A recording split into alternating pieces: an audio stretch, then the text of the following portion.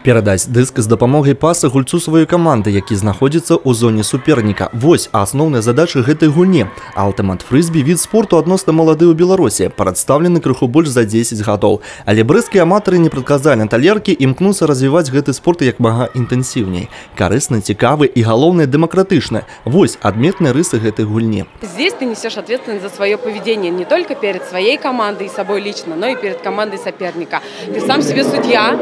Это воспитывает чувство ответственности и какой-то честности спортивной. Аднак, нягледзячы на тое, што гульня бескантактная, на брэсцкіх пляцоўках было горача. Спаборніцтва міжнароднага ўзроўню ў абласным цэнтры ўжо не рэдкасць.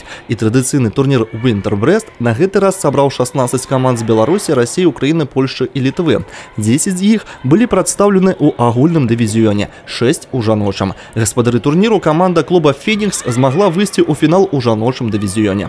У вырашальным матчы брэсцкія дзяўчаты згулялі супраць каманды «Ultimate Alliance» з Маскоўскай вобласці. Большую частку гульні гаспадыні пляцоўкі не дазвалялі сваім суперніцам адарвацца ў ліку, але на ўвесь матч іх не хапіла. Прадстаўніцы Маскоўскай вобласці упэўнена правялі апошнія хвіліны гульні і перамаглі з лікам 15-8. Аднак і другім месцам брэсцкія спортсменкі засталіся задаволенымі. Вынік і гульня парадавалі. Мы проиграли, но мы старались навязать упорную борьбу, поэтому впечатления хорошие.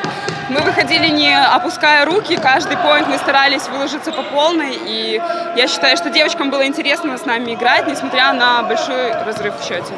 Игра была очень чистая, все старались играть на максимальных скоростях, но при этом аккуратно, уважая соперника.